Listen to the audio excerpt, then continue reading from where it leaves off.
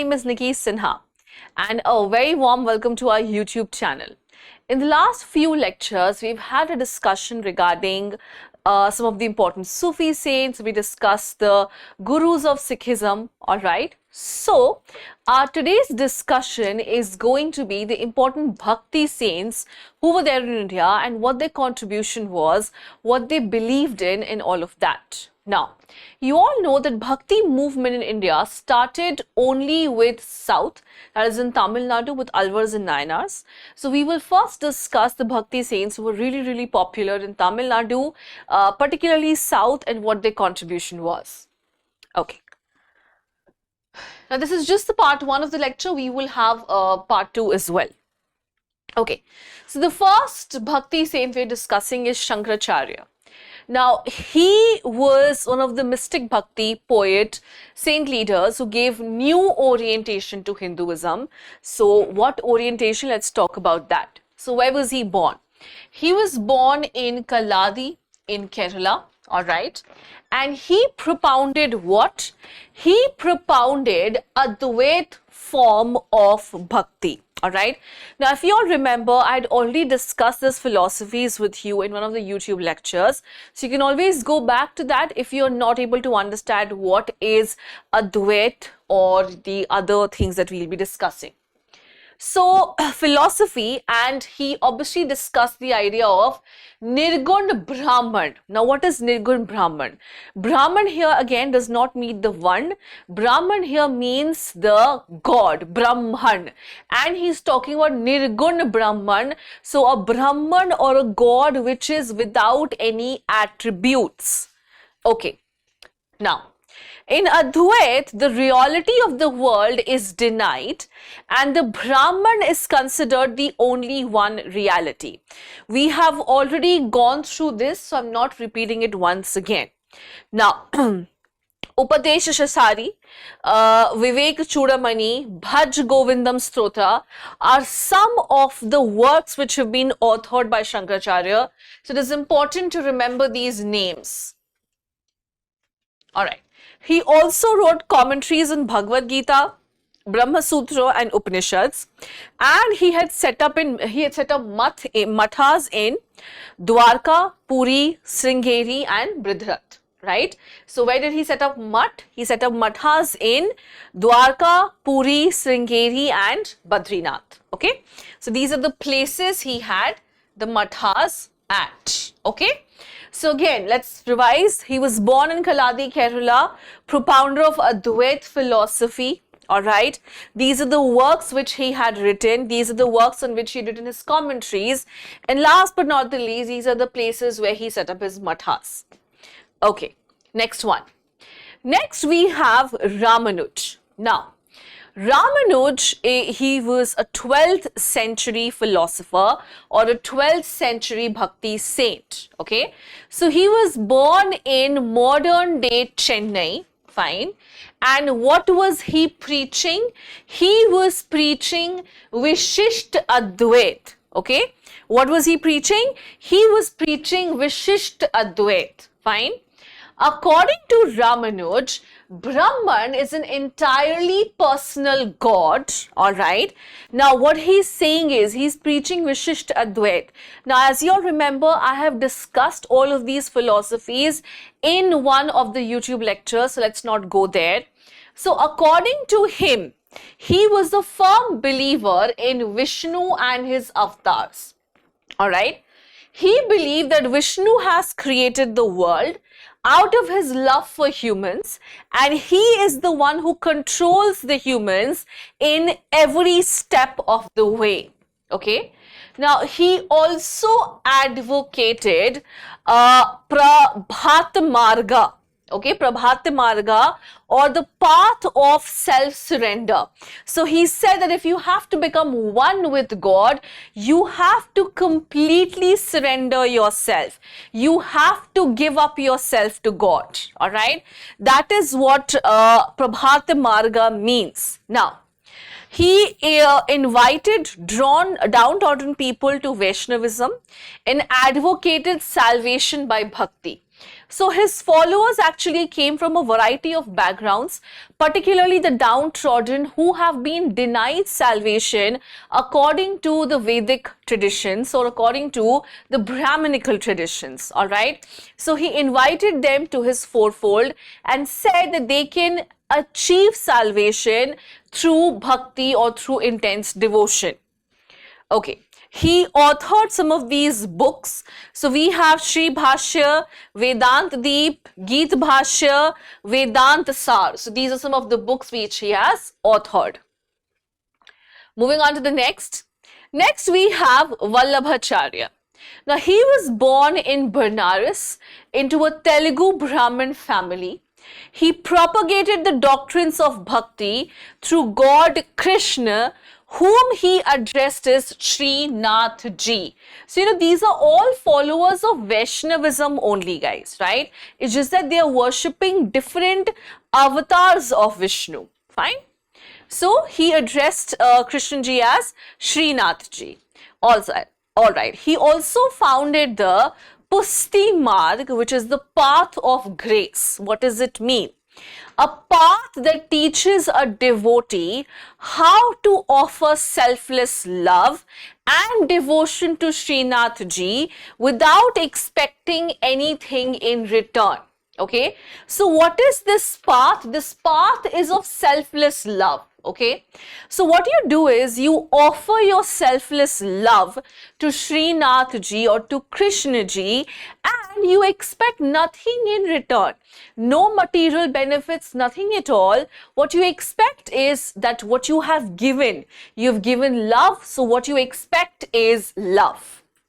Now, he propounded the philosophy of Shuddh Advait, alright, which forms the basis of Pushti Marg, fine. He also founded the Rudra Sampradaya. Please remember these things. And again, they will be discussed in detail when we discuss the Bhakti tradition. Okay. He, along with his disciple Surdas, was very instrumental in popularizing Krishna worship or Krishna cult in North India. Alright. So what did he believe in?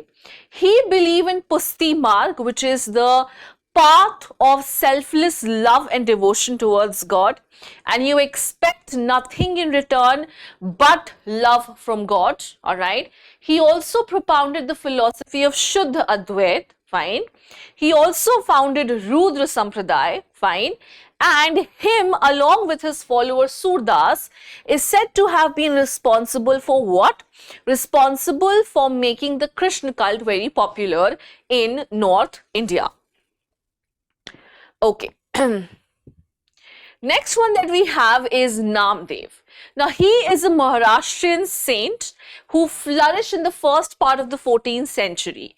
Now, he was a tailor by profession, and then he had taken to banditry. Can you imagine? He was a dacoit before he became a saint. This is what you call like a 180-degree turn altogether, isn't it? So he was a dacoit at one point of time, and then he had taken over what? Then he had become a saint. So his poetry is written in Marathi, which is the language of the common people, breathes a spirit of intense love. So again, he also is talking about what? He also is talking about nothing but intense love. Okay. So he is considered one of the 5 revered gurus in the Dadu Panth tradition. All right. The 4 being Dadu, Kabir, Hardas and Ravidas. So now we have this Dadu Panthi tradition, which actually has the poems. It has the compilation of poems of Bhakti Saints. Okay. Kabir is a very important poet of the Dadu Panthi tradition. Along with that, we have Dadu, Hardas, Ravidas, and also whom? Namdev. So Namdev is one of the very important poets, saint of the Dadu Panthi tradition. Fine. Now, some of his abhangs have also been included in the Guru Granth Sahib. So some of Kabir's verses have also been included in Guru Granth Sahib.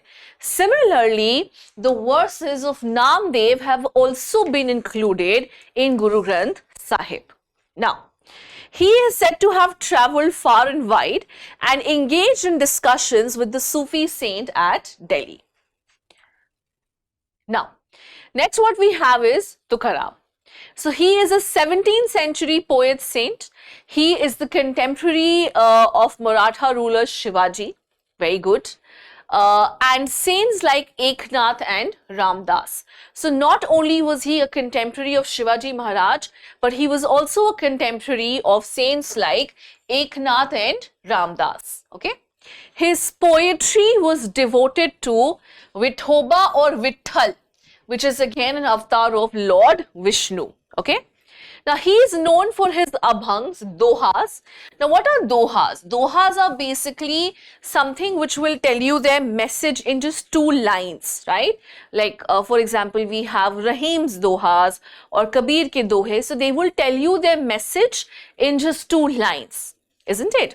So that is what dohas are, and his dohas, also known as abhangs, are in Marathi.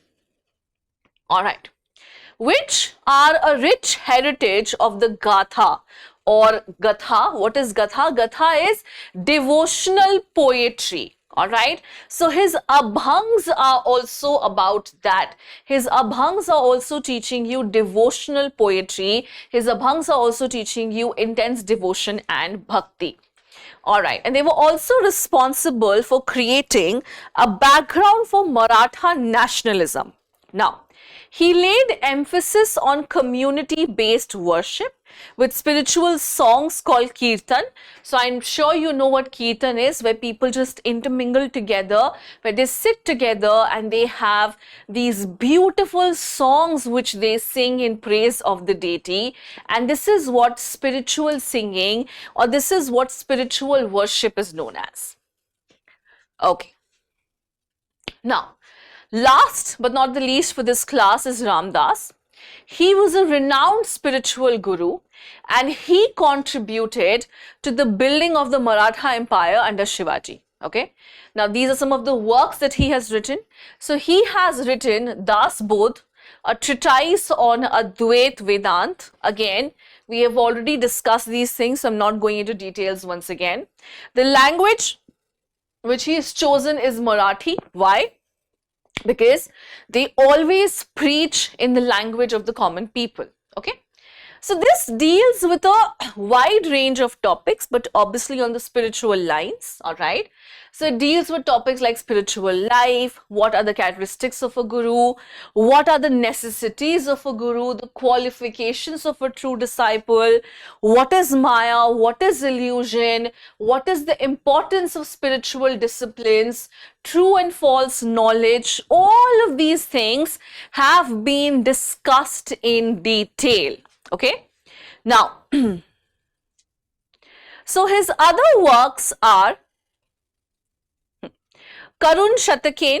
Alright. So these are some of his works which he has written. So we have Karun Shatakain. Alright. We also have Janas Swabhagava Gosanvi. Okay, I know it's a little difficult to pronounce, but this is what it is. It is Janas. Okay. Vabhav. Okay. Vabhav Goswanavi.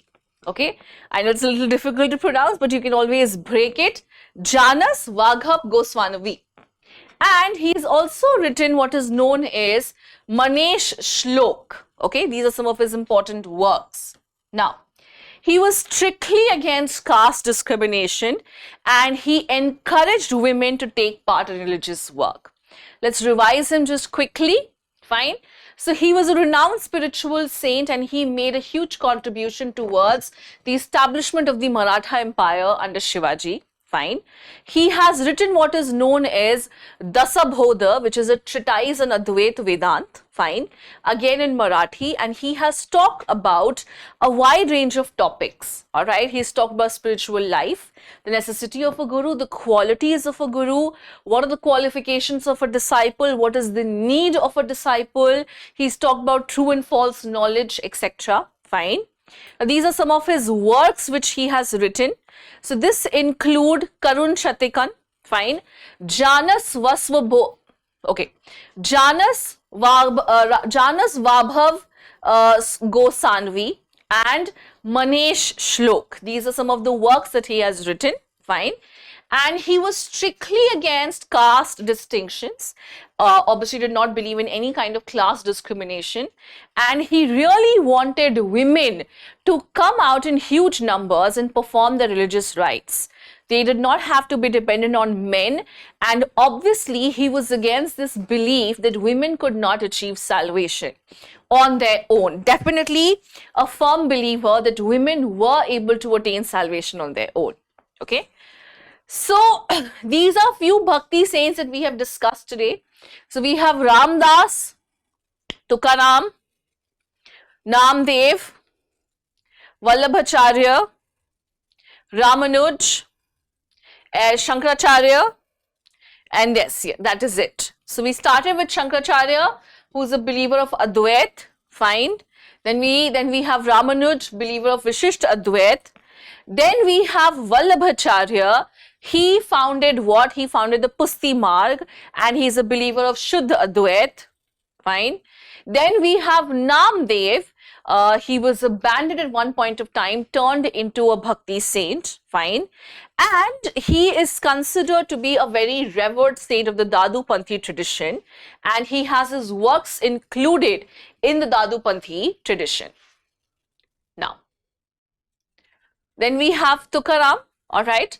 So he was a contemporary of Shivaji Maharaj, Eknath and Ramdas, and he believed in Vithoba or Vithal, which is an avatar of Vishnu, and he composed his Abhangs, Dohas in Marathi, which obviously talks about what? Which obviously talks about devotion. Fine.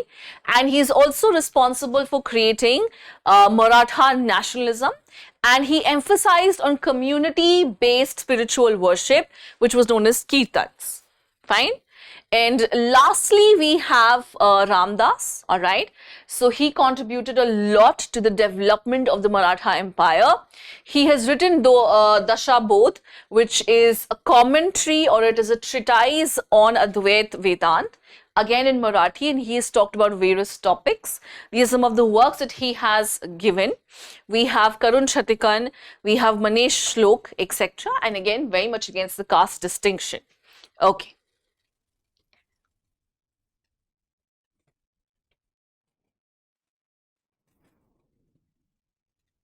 All right. So yes, we also discussed the Pusti Marg, which is a path that teaches you to offer selfless love and in return expect nothing but selfless love. Okay. So these are few important bhakti saints that I have discussed with you. I've discussed where they were born, the important contributions, the philosophy that they believed in, and some of the works which they have produced. Now these names might be difficult for you to remember, but you should. So please remember the time period, the name, the philosophy, the works which they have produced, all right, and what is their main belief. All right, these are 5 things which you must remember from these bhakti saints that I have just discussed, because you can get questions from these. Now this is just part 1 of the lecture. We will have more of it coming up. We have more bhakti saints that we need to discuss. We have Kabir, we have Guru Nanak, we have then female bhakti saints that we will discuss. All right. So I really hope that this video, this lecture was useful for you. You enjoyed it, you understood it, and if you still have difficulties, please feel free to let me know in the comment section. I'll be more than happy to help you with it. Nothing to worry about, all right? So I really hope that this video was useful and you enjoyed it. So this is me, Nicky Sinha, signing off. Till then, please take care. Thank you. Bye-bye.